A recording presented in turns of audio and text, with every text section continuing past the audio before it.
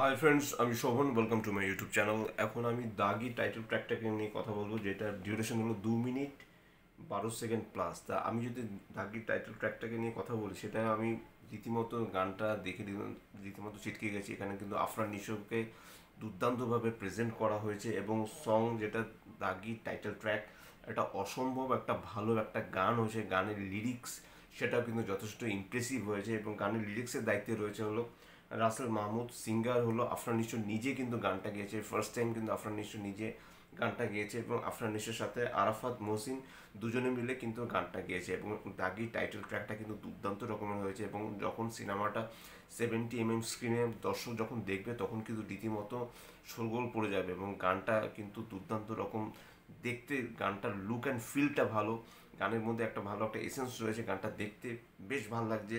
এবং গানের music composer হলো আরাফাত মহসিন। তা সব মিলিয়ে কিন্তু দাগি কিন্তু রীতিমতো জমে গেছে। এবার যে তিনটি মুভি বাংলাদেশে ঈদের সময় মানে ক্ল্যাশ করছে একটা মুভি একটা মুভির সাথে, তার মধ্যে প্রধান মুভি যেটা সেটা হলো বরবাদ, তারপরে দাগি, তারপরে হলো সিয়াম আহমেদের জঙ্গলি। তো এই তিনটে মুভিকে যদিও পরপর আমি মানে রেটিং অনুযায়ী সাজাচ্ছি না, কিন্তু কোথাও গিয়ে মনে হচ্ছে যে দাগি মুভিটা হয়তো বা বরবাদের সাথে বড্ড বেশিভাবে কিন্তু কম্পিট করবে। সিয়াম আহমেদের জঙ্গলি সেই মুভিটা হয়তো বা একটু অন্যরকম টাইপের, অতটা কম্পিট করতে নাও হতে পারে, কিন্তু তারপরেও বলবো যে কিন্তু যথেষ্ট ভালো একটা ছাপ রাখবে। এবার আমি যদি দাগির গানটার কথায় আসি, দাগির গানটা কিন্তু একটা ডিফারেন্ট টাইপের একটা সং। সেই সংটা আমি বেশ কয়েকবার সংটা শুনলাম, সঙের মধ্যে অন্যরকম একটা ভাইব রয়েছে। গানটাকে যেভাবে সাজানো হয়েছে সেটা যথেষ্ট ইমপ্রেসিভ। সব মিলে কিন্তু গানটা কিন্তু আমার যথেষ্ট ভালো লেগেছে। এবং দাগির এর আগের যে গান যেটা, সেই গানটাও কিন্তু বেশ একটা রোমান্টিক একটা সং ছিল, সেই সং রিয়াকশনটা আমার দেয়া হয়নি। তো তারপর আমি বলবো যে এই গানটা কিন্তু বেশ অন্যরকম এবং দাগির একটা গান আর একটা গানের থেকে অনেকটা বেটার। তা বরবাদেরও বেশ কয়েকটা গান অলরেডি চলে এসছে, আর তো বেশি দিন বাকি নেই, আমরা তো 3-4 দিন বাকি। তারপরই তিনটি সিনেমা একই সাথে একই দিনে রিলিজ হবে। মোস্ট প্রবাবলি 30 তারিখ, 30শে মার্চ 2025 রিলিজ হতে চলেছে এই তিনটে মুভি।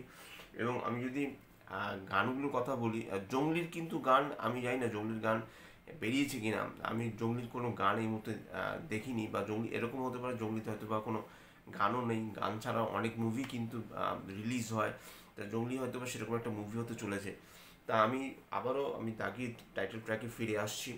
দাগি টাইটেল ট্র্যাকটাকে যেভাবে বানানো হয়েছে এবং সবথেকে বড় কথা গানের যে ডিউরেশন, গানের ডিউরেশনটা কিন্তু খুব কম ছিল, মানে 2 মিনিট 12 সেকেন্ড, গানটা কিছুই নয়।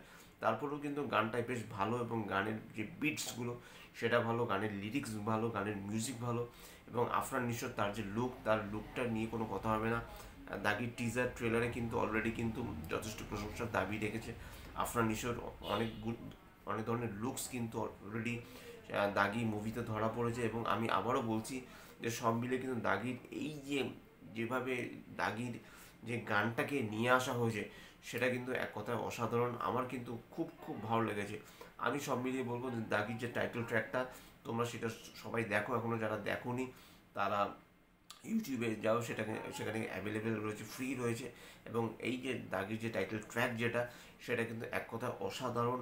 আফরান নিশোকে যেভাবে বিভিন্ন লুকে আমরা পেয়েছি এবং দাগি টাইটেল ট্র্যাকের যে মানে প্রেজেন্টেশন, সেটাই হলো সব থেকে বড় কথা। এবং এরকম লিরিক্যাল ভিডিও কিন্তু খুব কমই কিন্তু বাংলাদেশের মুভির গানের ক্ষেত্রে কিন্তু ইউজ করা হয়।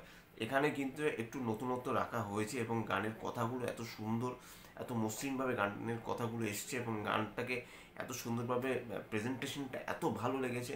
আমার কিন্তু দাগির গানটা অসম্ভব ভালো লেগেছে। কোথাও গিয়ে কিন্তু বরবাদকেও কিন্তু মানে বরবাদ করে দিতে পারে আফরান নিশোর দাগি। কাজেই সব মিলিয়ে কিন্তু আমার কিন্তু বেশ ভালো লেগেছে। আপনারা যারা দেখেননি দেখে নিন, ডেসক্রিপশনে আমি এই গানটার লিঙ্ক দিয়ে দিচ্ছি, সেখান থেকে আপনারা দেখতে পারেন। আর যদি আমার চ্যানেলটা ভালো লেগে থাকে, লাইক শেয়ার কমেন্ট এবং সাবস্ক্রাইব করতে ভুলবেন। আমার চ্যানেলকে ইনস্টাগ্রামের লিঙ্ক, ফেসবুকের লিঙ্ক এবং ইউটিউবের লিঙ্ক আমি আমার ডিসক্রিপশন বক্সে দিয়ে দিচ্ছি, সেখান থেকে আপনারা আমাকে কানেক্ট করতে পারেন। এবং অবশ্যই দাগি টাইটেলটা দেখে নিন, সেটা কিন্তু যথেষ্ট যথেষ্ট ভালো হয়েছে। টিল দেন স্টে টিউনড, দাদা।